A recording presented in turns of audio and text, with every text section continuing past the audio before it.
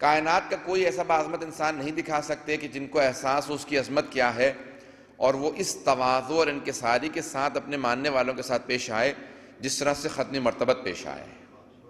جو تواضع تھا، جو انکساری تھی، جو فروتنی تھی پیغمبر اسلام کی، جو موڈسٹی تھی، جو سمپلسٹی تھی، جس طرح سے اپنے ماننے والوں کے ساتھ پیش آتے تھے، جس طرح بعض اوقات کنیزوں کے ساتھ پیش آتے تھے، جس طرح سے بعض اوقات غلاموں کے ساتھ پیش آتے تھے، کائنات میں کوئی دوسرا آدمی آپ ایسا نہیں دکھا سکتے جسے احساس ہو کہ اس کی عظمت کیا ہے اور اس کے اندر یہ تواضع اور انکساری ہو جو ختمی مرتبت میں تھی۔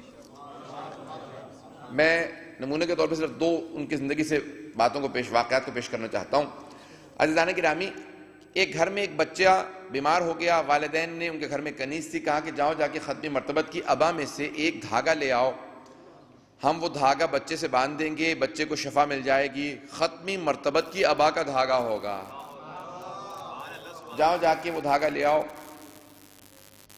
وہ کنیز اٹھی، اور پرانے زمانوں میں لباس سے غلام اور کنیزیں آشنا ہو جاتے تھے لوگ کہ بھئی یہ غلام ہے یا کنیز ہے، یعنی کسی کی ملکیت ہے۔ تو اب عزیزان گرامی وہ کنیز اٹھی، ختمی مرتبت مسجد نبوی میں بیٹھے ہوئے تھے، ہجرت کے بعد کی میں نے وعدہ کیا تھا کہ حالات کو پیش کروں گا۔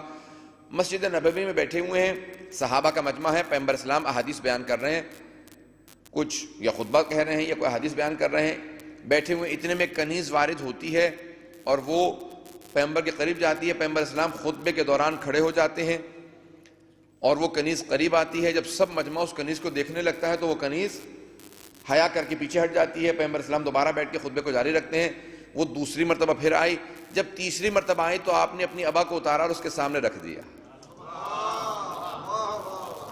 اپنی ابا کو اتارا اور اس کے سامنے رکھ دیا۔ اس نے فوراً اس میں سے ایک دھاگا نکالا اور وہ چلنے لگی۔ جیسی چلنے لگی تو اب سارے کے سارے جو صحابہ موجود تھے کہا یا رسول اللہ کیا ماجرا ہے، یہ کیا ہو رہا ہے؟ تو آپ نے فوراً فرمایا، کہا کہ یہ جس گھر سے بھیجی گئی ہے اس گھر کے اندر ایک بچہ بیمار تھا، اس کنیز نے کچھ نہیں کہا تھا، پیغمبر نے تفصیل سے بیان کر دیا۔ اب لوگوں نے اس کنیز سے فوراً سوال کیا، کہا کہ کیا بات ہے، تم 2 مرتبہ آئیں تم نے کچھ نہیں کیا؟ کہا کہ جب میں قریب آئے پیغمبر اسلام کے اور پیغمبر اسلام کھڑے ہو گئے تو مجھے تعجب ہوا کیا بات ہے، اور سارا مجمع مجھے دیکھ رہا ہے تو مجھے حیا آئی، میں پیچھے ہٹ گئی۔ جب تیسری مرتبہ پیغمبر اسلام نے ابا کو میرے سامنے رکھا تو پھر میں نے دھاگا نکالی۔ عزیزان گرامی، کائنات کے اندر، اس دنیا کے اندر، اس پوری کائنات کے اندر کوئی اور ایسا شخص دکھائیے، کوئی ایسی ہستی دکھائیے جو اپنے ماننے والوں میں سے، ماننے والوں کی کسی ایک کنیز، ادنا سی کنیز کے سامنے اس طرح سے تواضع اور انکساری سے پیش آئے کہ جیسے کوئی پیش نہ آئے۔ یہ سیرت النبی ہے۔ آپ اپنے ابا سامنے رکھتے ہیں، اس نے دھاگا نکالا، وہ فوراً گھر گئی۔ عزیزان گرامی، ختمی مرتبت نے جب سوال کیا، صحابہ نے کہا یا رسول اللہ یہ آپ نے ایسا کیوں کیا؟ کہا کہ میں جانتا تھا وہ کیوں آئی ہے۔ جب 2 مرتبہ اس نے حیا کی تو میں نے تیسری مرتبہ خود ابا کو اس کے سامنے رکھ دیا تاکہ اسے شرم محسوس نہ ہو، اور تاخیر ہو رہی تھی اس لیے میں نہیں چاہتا تھا اسے تاخیر ہو جائے۔ عزیزان گرامی، کائنات میں اور کوئی ایسا باعظمت نہیں ہوگا جو حکومت قائم کر چکا ہو اور اپنی حکومت موجود ہوتے ہوئے، نبوت موجود ہوتے ہوئے، رسول اللہ ہوتے ہوئے، یہ جانتے ہوئے کہ اللہ نے جو کچھ کائنات بنائی ہے یہ میری اور میری آل کی خاطر بنائی ہے، یہ سب کچھ جانتے ہوئے ایک کنیز کے سامنے جو اس طرح سے پیش آئے وہ محمد مصطفیٰ۔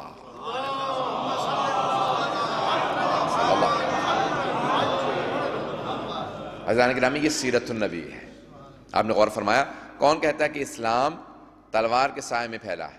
اسلام پیغمبر اسلام کے اخلاق سے پھیلا ہے، اہل بیت کے اخلاق سے پھیلا۔ عزیزان گرامی، یہ محمد و آل محمد کی قربانیاں جن سے آج اسلام جہاں پہ ہے وہاں پہ ہے۔ میں نے کہا تھا 2 واقعات پیش کروں گا سیرت النبی کے عنوان سے۔ عزیزان گرامی، ختمی مرتبہ ایک جگہ سے گزر رہے ہیں، غلام زمین پہ بیٹھے کھانا کھا رہے ہیں۔ ان غلاموں نے کہا یا رسول اللہ ہم آپ پہ ایمان رکھتے ہیں، آپ کو اللہ کا رسول مانتے ہیں، اگر ہمارے پاس گھر ہوتے تو آپ کو ہم اپنے گھر میں دعوت دیتے، لیکن ہم لوگ غریب ہیں، فقیر ہیں، زمین پہ بیٹھتے ہیں، سڑک پہ رہتے ہیں، جہاں ہمارے مالک ہمیں بٹھا دیتے ہیں ہم وہیں پہ کھانا کھاتے ہیں، تو اس لیے آپ کی دعوت نہیں کر سکتے۔ پیغمبر اسلام نے کہا کون سی چیز تمہیں روک رہی ہے مجھ محمد کی دعوت کرنے سے؟ گرامی، یہ پیغمبر اسلام کا کردار ہے، اخلاق ہے۔ کہا کون سی چیز تمہیں روک رہی ہے مجھے دعوت کرنے سے؟ کہا یا رسول خدا ہماری غربت۔ کہا اس غربت کو ایک کنارے پہ رکھ دو اور اس کے بعد دعوت کرو۔ کہا یا رسول خدا کہاں دعوت کریں؟ کہا یہیں سڑک پہ۔ اسی خاک کے اوپر بیٹھ کے دعوت کرو، میں یہیں پہ تمہارے ساتھ کھانا کھاؤں گا۔ زمین پہ کھانا بچھا رکھا تھا، دسترخوان بچھا رکھا تھا، کہا یا رسول اللہ تشریف لائیے ہم دعوت کرتے ہیں، آپ فوراً وہیں پہ ان کے ساتھ زمین پہ بیٹھ گئے ہیں۔ جیسے خاک پہ بیٹھے خاتون گزر رہی تھی، کہا یا رسول اللہ تأکلوا کالعبید، آپ تو بندوں کی طرح سے کھانا کھا رہے ہیں۔ پیغمبر نے فرمایا مجھ سے بڑا اللہ کا بندہ کون ہوگا؟ عزیزان گرامی، یہ اخلاق، یہ کردار تھا پیغمبر اسلام کا جس نے اسلام کو ہر دل کے اندر جگہ دی۔ یہ کردار رسول خدا تھا، جب مکے میں لوگ دیکھتے تھے وہ گرویدہ ہو جاتے تھے، جو مدینے میں دیکھنے والا تھا پیغمبر کے کردار کو دیکھ کے لوگ ان سے قریب ہوتے تھے۔ عزیزان گرامی، آپ نے افراد کو تربیت اتنا بلند تربیت بنا دیا تھا کہ وہ تمام افراد اس تربیت کی وجہ سے اب جناب ختم مرتبہ جو کچھ کہتے تھے وہ یہ نہیں کہتے تھے کہ میرا کردار ہے، کہ یہی میرا دین ہے،